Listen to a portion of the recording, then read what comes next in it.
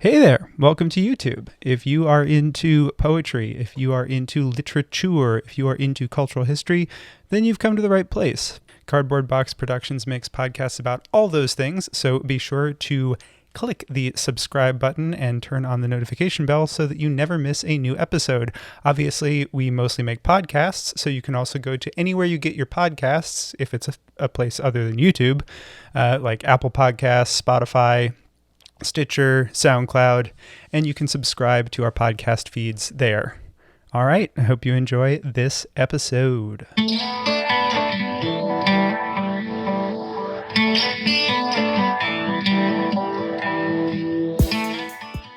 Hello and welcome to Close Talking, the world's most popular poetry analysis podcast from Cardboard Box Productions Incorporated. I am co-host Jack Rossiter Munley, and with my good friend Connor McNamara Stratton, we read a poem, talk about the poem, and read the poem again. Before we get into today's selection, a quick note that if you like what we do here at Close Talking and have a spare minute of your time, it would mean the world to us if you would give the podcast a rating and review on Apple Podcasts. Those ratings and reviews help boost us up the algorithm and find new listeners. And if you have suggestions for future episodes or comments on this one, you can send us an email at closetalkingpoetry@gmail.com. And you can also find us on social media. On Twitter, the show is @CloseTalking. I am @Jack Rossiter Munn, and Connor is @Connor M. Stratton. On Instagram, the show is @CloseTalkingPoetry, and on Facebook, it's facebook.com/CloseTalking. We also have a website, closetalking.com, where you can find all the past episodes of the show, and Cardboard Box Productions has just launched a newsletter, Unboxed, and if you go to cardboardboxproductionsinc.com, you can subscribe for more behind-the-scenes stuff on Close Talking and all of the other literary and cultural history podcasts that Cardboard Box Productions makes. On with the show. Welcome to another episode of Close Talking. I am your East Coast co-host, Jack Rossiter Munley. And I'm your Midwest host who likes toast, Connor McNamara Stratton. The Midwest host with the most. There we go. We have come together today to discuss the poem United by Naomi. How do you say her name, Connor? By Naomi Shihab Nye. There it is. She is the daughter of Palestinian refugees, born in St. Louis, Missouri, grew up between Jerusalem and Texas, and was pretty well known by the time that 9/11 happened, but particularly since 9/11 has become a very powerful Arab American voice. She writes poems and fiction for both adults and kids, and is just an all-round special lady. So this is a poem by her. I don't know if you have any pearls of wisdom about her biography. No. Just that she's, I think she's sort of in the contemporary canon of if you're learning creative writing or English in a college class, you are likely to happen upon a poem of hers. Yep, she made her way in there. It's pretty cool. So today's poem is called United. United. When sleepless, it's helpful to meditate on mottos of the states. South Carolina, while I breathe, I hope. Perhaps this could be the new flag on the empty flagpole. Or, I direct from Maine. Why? Because Maine gets the first sunrise? How bossy, Maine! Kansas, to the stars through difficulties. Clackety wagon wheels, long, long land, and the droning press of heat. Cool stars. Relief. In Arkansas, the people rule. Lucky you. Idaho, let it be perpetual. Now this is strange. Idaho, what is your it? Who chooses these lines? How many contenders? What would my motto be tonight in tangled sheets? Texas, friendship, now boasts the open carry law. Wisconsin, where my mother's parents are buried, chose forward. New Mexico, it grows as it goes. Now this is scary. 2 dangling its? This does not represent that glorious place. West Virginia. Mountaineers are always free. Really? Washington. You're wise. What could be better than by and by? Oklahoma must be tired. Labor conquers all things. Oklahoma, get together with Nevada, who chose only industry as motto. I think of Nevada as a playground, or mostly empty. How wrong we are about one another. For Alaska to pick north to the future seems odd. Where else are they going? Woo! Nice. Yeah, this is such a funny one. I really like this poem because it's as funny as it is rich with meaning. Yeah, for sure. Yeah, you picked this one. Talk to me a little about your thoughts.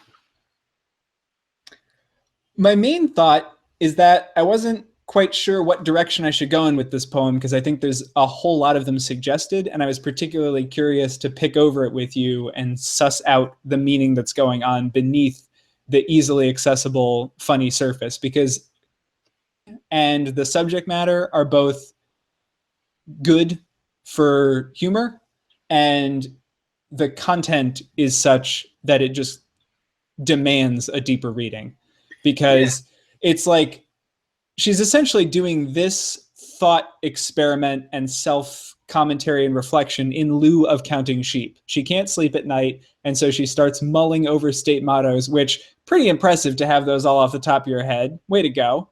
That's pretty neat. You're like 50 states up on me because I know approximately one state motto.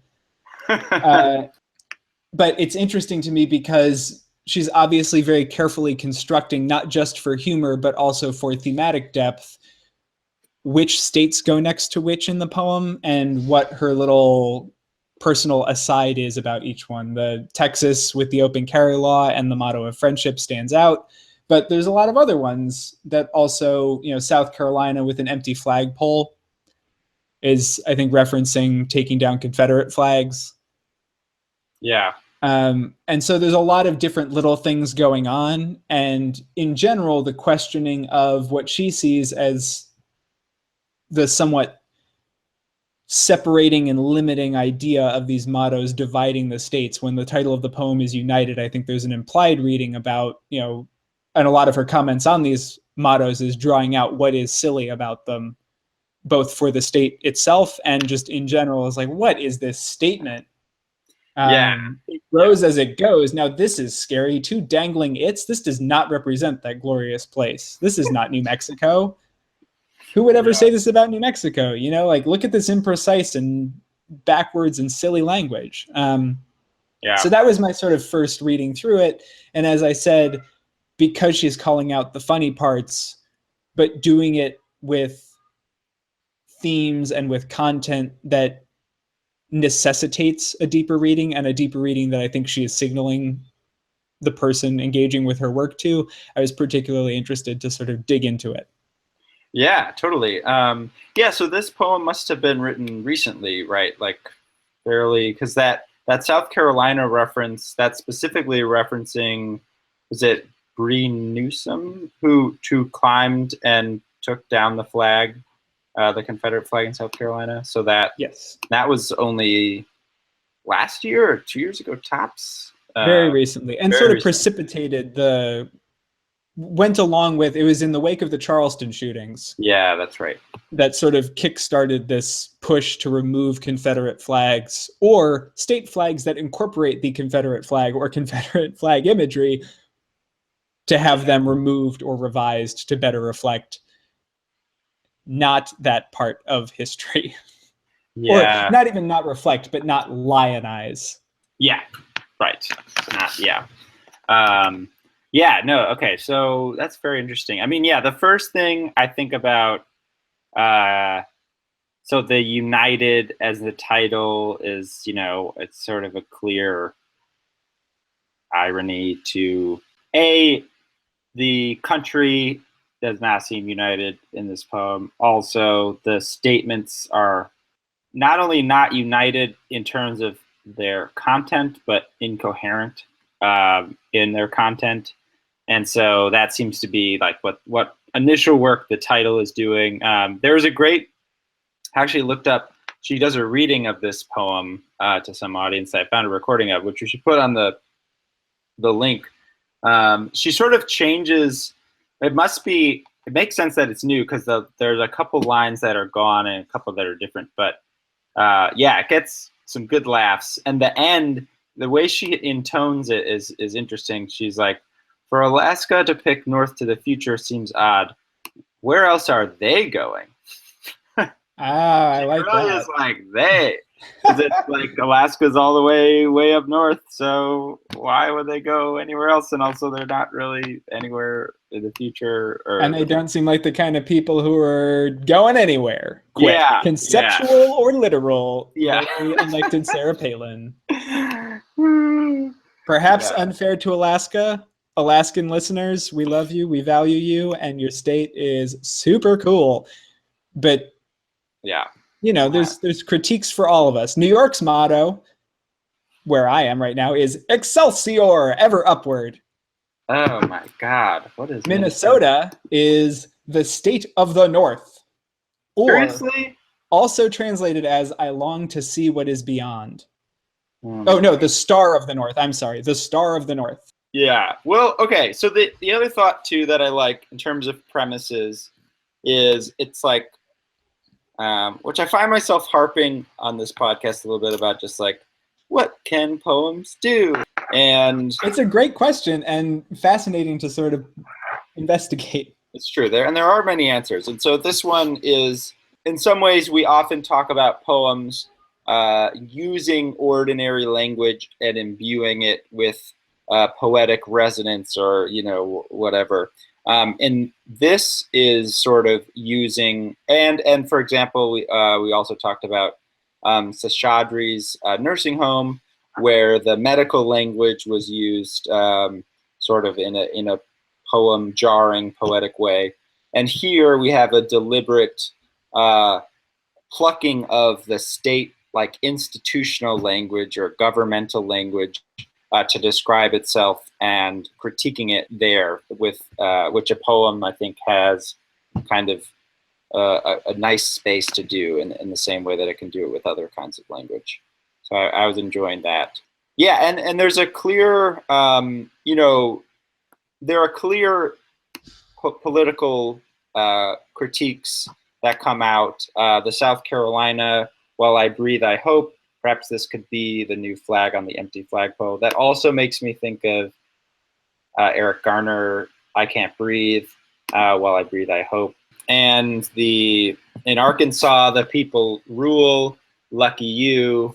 And that's, there's like, okay, that's not the case. The critique is that's not the case everywhere else. Not that it's really the case in Arkansas. I think that's some of what she's getting at, though, is the people rule. Lucky you, like doubling down on the sarcasm. Great that you think that. That's not true. Yeah. Like, who are the people? And she doubles down on that by then calling out Idaho. Let it be perpetual. Now, this is strange. Idaho, what is your it? Who chose these lines? How many contenders? The question of what that it is, let it be perpetual. Is that the status quo where there's rampant inequality and American white supremacy? Yeah. Is that what you're calling your it? Idaho is a legendarily conservative state in recent years. And picking out not just what is your it, but who chose those lines? How many contenders? Who's making the decisions about what these lines are reflects back to the people rule. Lucky you. This is such an accessible, like, everyone knows that there's a state motto, but no one knows what the state mottos are. So it's a great opportunity for new sort of language to be exposed that is still like accessible in terms of like, we all know what's going on. But she also, I love her, like, her frustration with all the its. She's got the, let it be perpetual. What is your it? And then New Mexico, it grows as it goes. Too dangly. Now this is scary. Which, is pretty, I I feel like I have a dirty mind personally, but I don't know what's being referred to there. But it is like, what is the state saying? I don't know. Where does that? I believe it's referring to the state dong. She's not bothered by a lack of specificity, though, because just a couple lines later, she says, Washington, you're wise. What could be better than by and by? Which is interesting because it's a little couplet. Yeah. So it's sonically separated out from what's going on around it. And it's also the least specific of all the mottos, except for maybe industry in Nevada. Though I looked up Nevada's motto, and apparently it's all for our country. So I'm not sure about that one. I could be wrong, but that's what my internet investigation dug up. Yeah, that's fair. Yeah, so what do you think about the Washington one? Because that one did stick out. That's literally the only one that she doesn't seem to be like critical of, or if she is, it's the least mean criticism. Kansas. Oh. She's also pretty keen on Kansas. Kansas, to the stars through difficulties. Clackety wagon wheels, long, long land, and the droning press of heat, cool stars, relief. That's true. Which has an internal heat and relief half rhyme, which sort of ties it in with the Washington full couplet rhyme.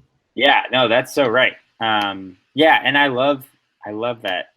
It sounds so good. Yeah, and it's interesting to think about the use of sound in a poem that actually is fairly lax in terms of its sound most places. Like there's a lot of very colloquial, like how bossy Maine, and get together with Nevada who chose only da-da-da. This seems odd. And then to throw in those really nice moments.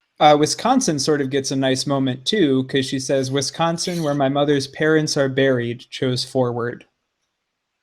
That's right. There's a little bit of irony there, I guess, in that when you're dead, you're not moving anywhere. Yeah. I know. But at the same time, it's a more poignant critique than the other ones that are just straight out played for laughs. Yeah, that's right. So we have Kansas, Wisconsin, Washington. But why by and by? What's the appeal? What's the wisdom of that? Unlike a lot of them, it's willing to move, I want to say forward, but that's Wisconsin, which also gets kind of a kinder treatment. And Kansas has also got forward momentum to the stars through difficulties. That's getting to something good through something challenging. Wisconsin, forward. Washington, by and by. You're not tied to the past. You're not linked to this vision of what was or looking nostalgically back to something that never was, but you wish for. It's by and by. Right, right. And that makes sense. And that's a good way to also consider Kansas, to the stars through difficulties. There's the aspiration of reaching to the stars, but it's like it's gonna be hard. And that seems to be, one of the few that has kind of toughness as or pain or suffering as an essential component to its motto, right? And the ones she challenges are ones that seem to indicate everything's okay now, or everything will be okay if we don't do anything. It grows as it goes. It will keep getting bigger, the same thing moving forward. It's not by and by, it's just keep on going and it'll be fine. And the same can be said for the people rule or let it be perpetual. That's saying whatever is now is fine. Tying into the by and by, you can't move forward under some kind of explicit direction. There's a certain kind of authority to all of these statements, of course, but I direct from Maine, she calls out as why. So it's not like you can just push forward through the government or the current established institutions just telling you how to move forward. You have to challenge them and you have to be fluid. There has to be a certain level of buy-in to change. And that's where the by and by comes from.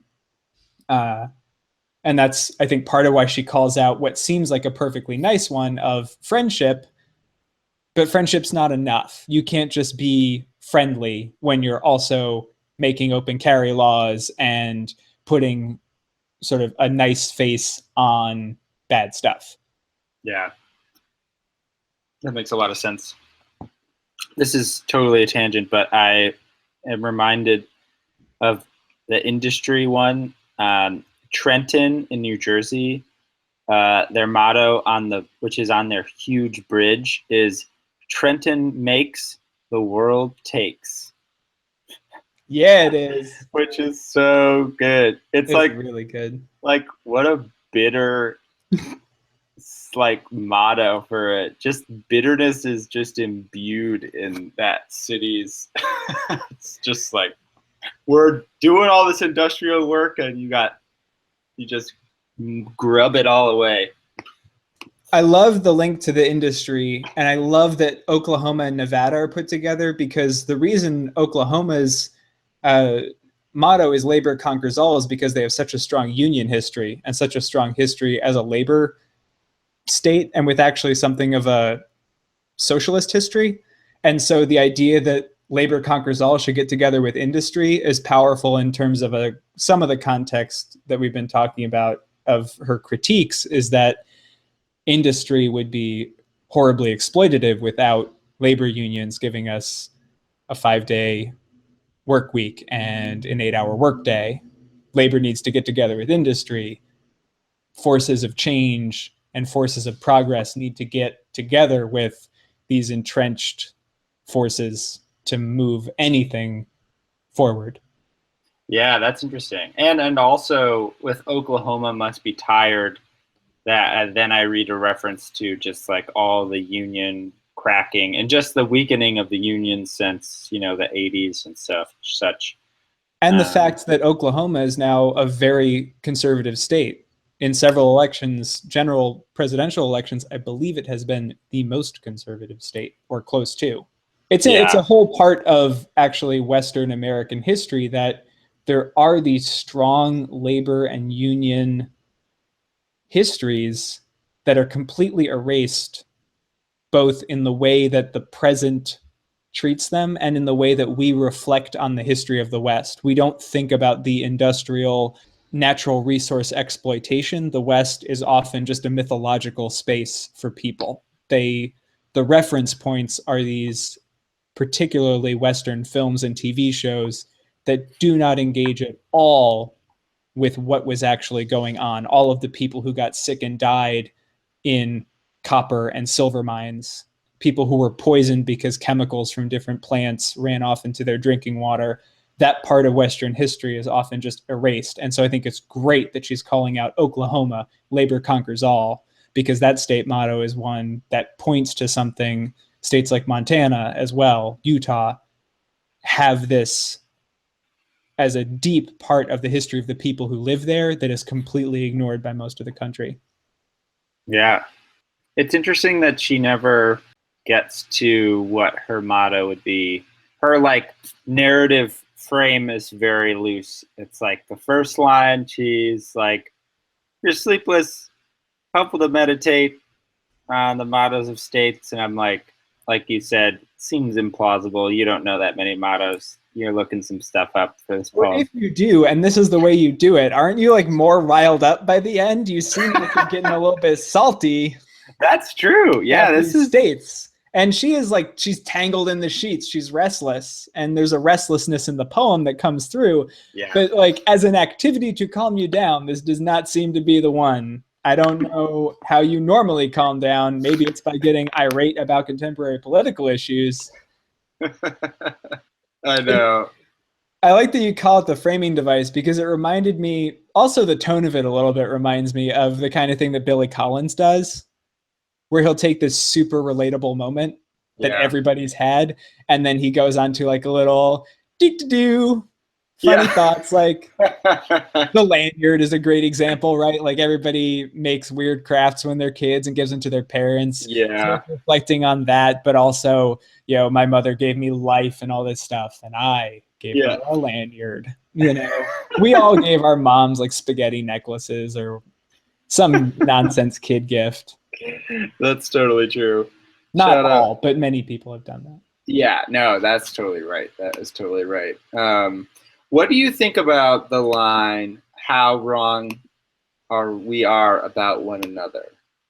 So I understand that generally, it's not like an opaque sentiment. There's a misunderstanding between people. But in the context of the poem and the fact that it happens the third to last line of a fairly many-lined poem, so it's kind of, I mean, to me it seems like, she ends with the Alaska, where else are they going, as the kind of joke. So there's the sort of the joke thread and the serious thread. And it feels like how wrong we are about one another is the conclusion of the more serious thread that she's taking on. And I was wondering sort of how you were reading that. I take it as the button to the point that I was making earlier about this history of the West that gets erased. Because if you look at the classical Western as a literary genre, which is then what gives birth to these films and TV shows that become how a lot of people think and feel about the West, it was a bunch of guys from the East Coast who went on trips to the West, had these feelings about it, and then wrote about it. And so the myth of the West gets written over the reality of the West, and people in the East think of the West as a playground, a place where someone who is, one of the big tropes in the Western is that someone who is raw and unformed goes out into the West and returns. Usually it's a boy who goes into the wilderness of the West and returns a hardened man.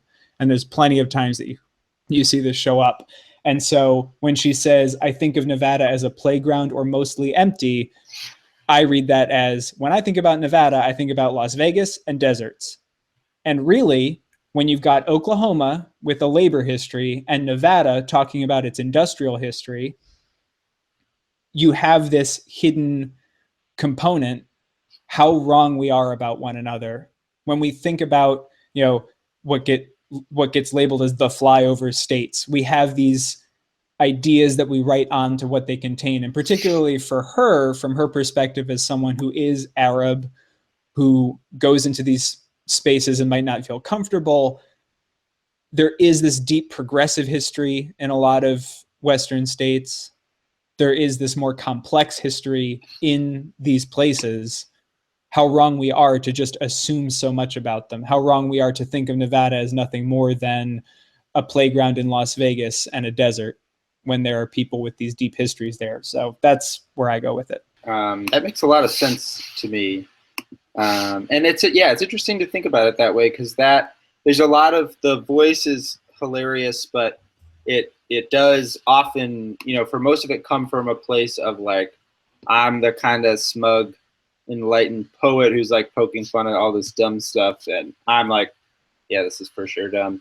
But that line is like, when the fact that it comes after the I think of Nevada as a playground or mostly empty, that is a moment of sort of self-critique about her own assumptions too.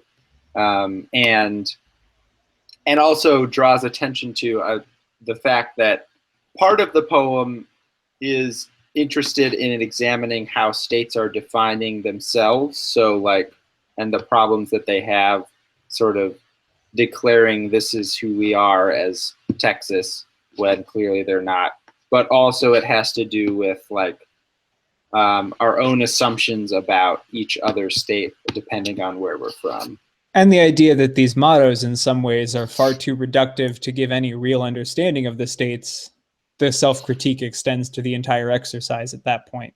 And right. All of these mottos become even sillier in that moment. And then she introduces another motto, one that she thinks is silly, and it sort of sets you up for that ending.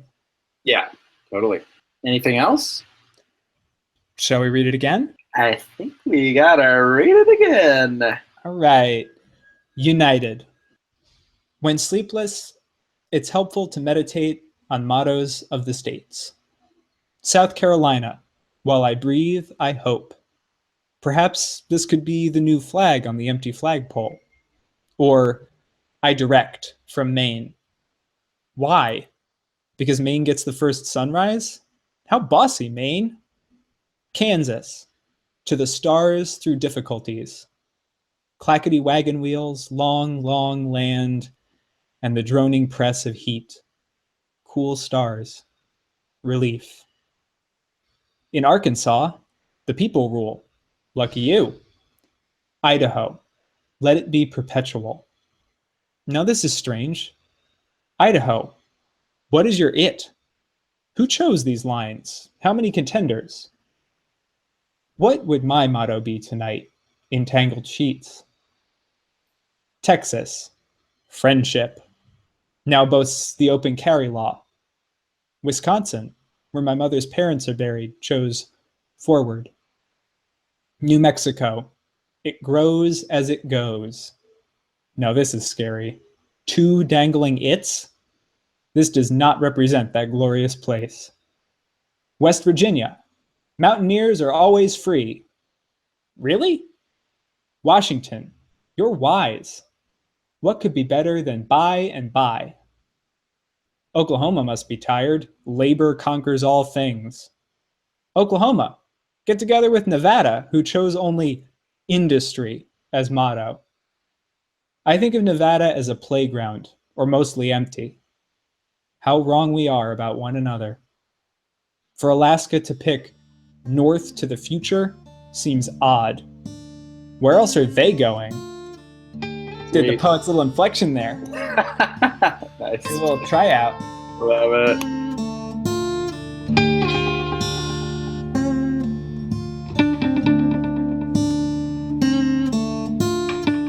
This is co-host Jack Rossiter Munley. Thank you so much for listening. If you enjoyed this episode, head on over to Apple Podcasts, leave a review. 5 stars maybe? Those reviews help with the algorithm and are a great way for us to find new listeners. And you can put anything in them. You can write whatever you want. You can just say, oh, this is a good podcast. I like this podcast. You could be like, hey, that Connor guy, he makes a lot of good points. Jack, why is he doing this outro so long? You know, get him off the mic. And whatever you feel like writing, head on over there, 5 stars, drop in the review. Do you have thoughts about this poem? Is there a poem or poet you'd like us to cover on a future episode? Well, we'd love to hear from you. And there are tons of ways that you can get in touch with us. I mean, I guess you could drop it into an iTunes review. You could be like 5 stars. Hey, why don't you talk about insert name of poet here? But you can also send us an email. That's probably the best way to do it. closetalkingpoetry@gmail.com is our email address. Or you can find us on Twitter. I am at Jack Rossiter Munn. Connor is at Connor M. Stratton. And the show is at Close Talking. On Instagram, you can find us there too. We are at Close Talking Poetry, and we are on Facebook at facebook.com/Close Talking. We haven't gotten to TikTok yet, and we might never. Who knows? Anything's possible. Speaking of all those social media platforms, a very special thank you to our incredible social media manager, Corey Chena, who keeps us active across the internet. And a thank you to all of you for listening. We will see you next time.